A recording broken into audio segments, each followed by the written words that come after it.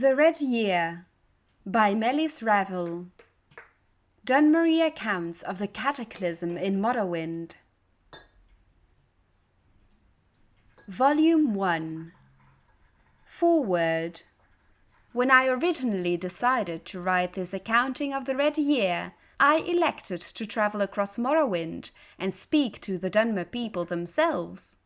I sought first-hand accounts and personal views about the cataclysm event.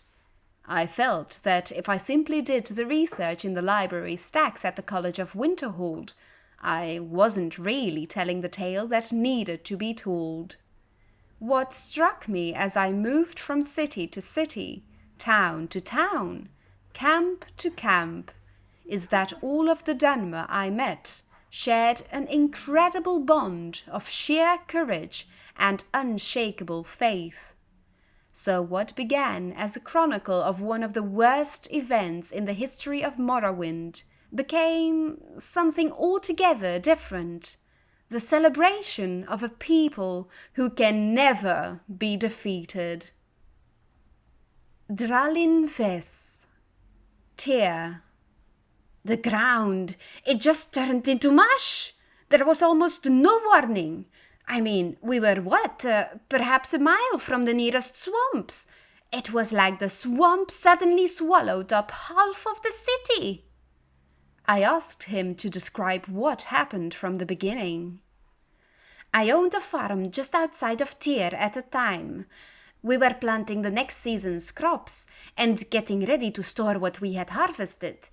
Everything was going well until the Red Mountain exploded.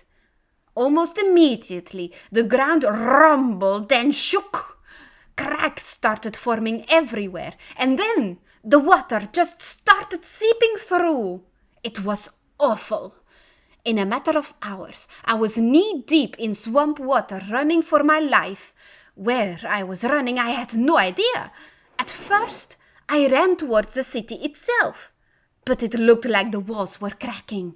All around me, people were desperately trying to save their livestock and their families from the rising water. Just when the ground shaking finally died down, and I had a moment to think, there was a horrible cracking noise. I'll never forget it, because I knew what it was before I looked.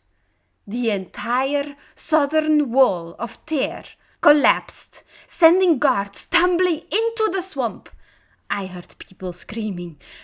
They were covered by the rubble and forced down into the water. Forgetting my own problems, I looked over at my fellow farmers who were all staring at the carnage unfolding before us. Suddenly, we all just forgot our own problems and ran to help. There must have been hundreds of the poorer folks who lived outside the walls helping the richer ones who lived in the city. Never saw anything like that. I think we must have saved hundreds more that day. Neria Renethil, Gnisis. Neria was badly burned by the eruption and had trouble speaking to me. She is currently convalescing at the Temple of Azura in Blacklight, even after all these years. I've tried to record her story to the best of my ability. It was such a terrible thing. The fire.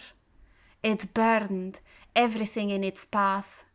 It flattened trees, turned our huts into splinters, and knocked over towers like they were made from parchment. It all happened in an instant. A rumbling sound, then a massive wall of flame. It was so high it blocked out the sun. I thought that the world itself had split apart. It passed over the water and turned it to steam, vaporized everything it touched. When it finally hit us, I was blown off of my feet. Didn't even have time to run away or seek shelter. I ended up in the riverbed next to town, which kept some of the flames off of me. All around, could smell the charred stench of death. There were Dunmer that were burned alive, and some never even saw it coming. I lay in that riverbed for 2 days before the healers found me. When I could finally stand, Gnissis was gone. There wasn't a thing left. It's as though it was wiped from the face of Tamriel.